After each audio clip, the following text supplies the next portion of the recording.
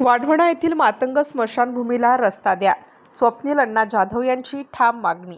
उदगीर तालुक्यातील वाढवणा गावात मातंग समाजाला मृत्यूनंतरही त्रास सहन करावा लागत आहे, कारण गावातील स्मशानभूमीकडे जाण्यासाठी आजही पक्क्या रस्त्याचा अभाव आहे।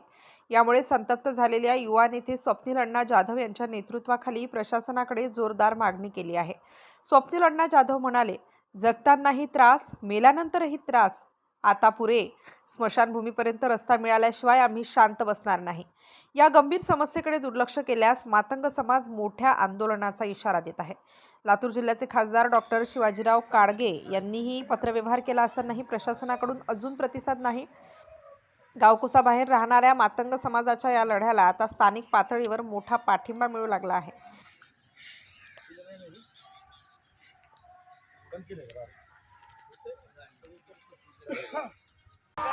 नमस्कार, मी स्वप्नील अनिल जाधव, उदगीर जळकोट विधानसभा सामाजिक कार्यकर्ता। आज वाढवणा बुद्रुक येथे माझ्या गावाची परिस्थिती पाहता आणि अण्णाभाऊ साठे नगर आणि तिथले सर्व रहिवासी आणि मातंग स्मशानभूमीची परिस्थिती पाहता पत्र्याचा आवाज आणि दुऱ्यानंतरचं पत्र्यावरती जो आवाज येतो एकदम बेकार आणि सगळं विस्कळीत झालेलं आहे। आणि ज्या पद्धतीने आम्ही जिथं थांबलोय अशी पूर्ण काळी माती आहे। इथं पाऊस आल्यानंतर कमीत कमी गुडघ्या एवढं पाय इथं खाली जाणार आहे। आपण बघत असाल ज्या बोरगावला जी परिस्थिती झाली, गुडघ्या एवढ्या पॅन्टी लोक घालून तिथं गेले, तशीच परिस्थिती आज मातंग स्मशानभूमीची आहे। आणि आपण तिकडनं येत असताना बघितलं असेल की ज्या पद्धतीने जो धुरा आहे, एक माणूस जर पुढं थांबला तर मागचा माणूस अजिबात तिथं दिसत नाही। आता ते निरीक्षणास आल्यानंतर आणि तिकडनं एक मोठी अशी नाला बनवला आहे आणि त्याच्यावरनं उडी मारून यायचं आपण। आणि ज्या वेळेस पूर्ण प्रेत आपल्याला इथं घेऊन येतं ज्याची अंत्यविधी आपल्याला शेवटचं दशक्रिया आपण त्याची करतो, म्हणजे आत्मविलीन होते, त्या पद्धतीचा पूर्ण जो त्रास आहे। असं वाटतं की माणूस जन्माला आल्यानंतर त्याचा आनंद जेवढा होतो, बघा आवाज कसा येतो मस्त, अशी परिस्थिती आमच्या ह्याची आहे। माणूस जन्माला आल्यानंतर त्याचा आनंद, मुलगा झाल्यानंतर पेड्याने आणि मुलगी झाल्यानंतर जिलेबीने, अशा पद्धतीने ज्यावेळेस त्याचा मृत्यू होतो, ज्या मृत्यूवाला तो झुंज देतो, तेवढी झुंज मला आणि आमच्या गावकऱ्यांना आणि आमच्या मातंग समाजाला पूर्ण लोकांना तिथनं घेऊन इथपर्यंत येताना फक्त 200 मीटरचा रस्ता आहे। त्या 200 मीटरमध्ये एवढं दुःख, तेवढा त्रास इथं होतो की जेणेकरून लोकांना असं होतं पावसाळा आल्यानंतर पूर्ण आपल्या चिखलाने पाय माकले जातात आणि इथपर्यंत येताना रस्ता दिलेला नाही।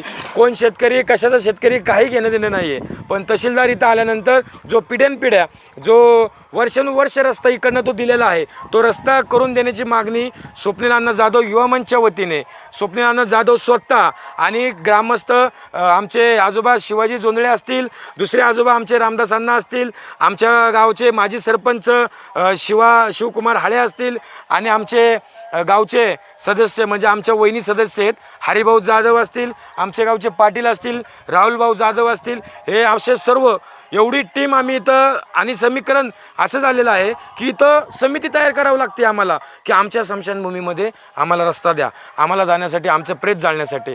आता सरांनी विचारलं की बाबा तुम्ही प्रेत घेऊन ग्रामपंचायतच्या कार्यालयाकडे गेले का नाही का?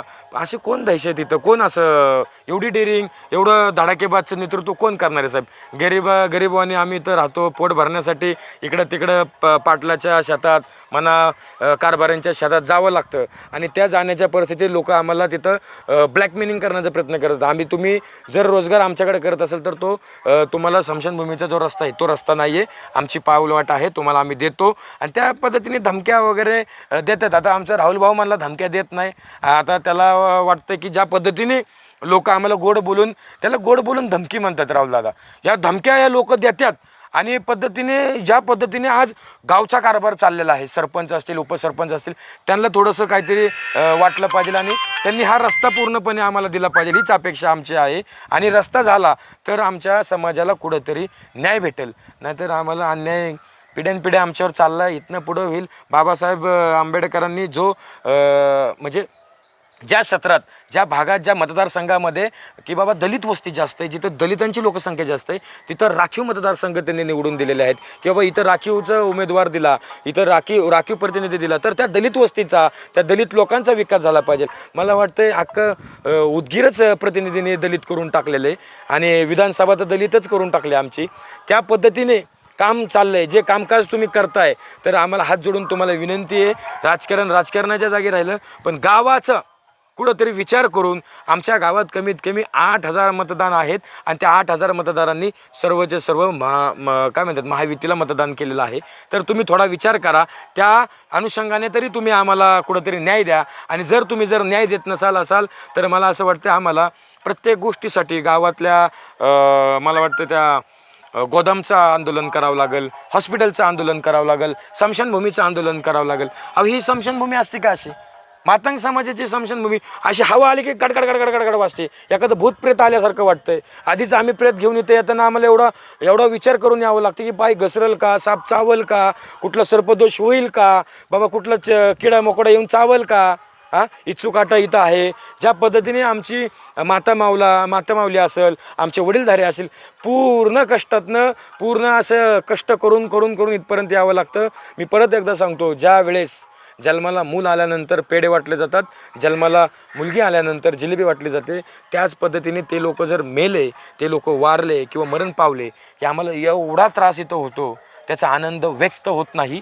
जो आनंद आम्ही व्यक्त केलेला आहे त्याचा आम्हाला परत रिपिटेशन इथं करावं लागतंय, त्याचं आम्हाला परत फेड करावं लागते की एक सुख आल्यानंतर एक दुःख येतं आणि त्या दुःखातनं पण आम्हाला ह्या रस्त्याने जावं लागतं. आम्हाला प्रशासनाला एकच विनंती आहे, तहसीलदार साहेबांना विनंती आहे, हात जोडून विनंती आहे की आमचा मातंग समाजाच्या स्मशानभूमीचा तुम्ही एक रस्ता आम्हाला जो पिढ्यानपिढ्या इथं चाललेला आहे, ज्या पिढ्यानपिढ्या तुम्ही आम्हाला हा रस्ता दिला आहे त्या रस्त्यातनं आम्हाला तो रस्ता द्यावा हीच आमची अपेक्षा आहे आणि हेच आम्हाला, बाकीची कुठलीही आमची मागणी नाही.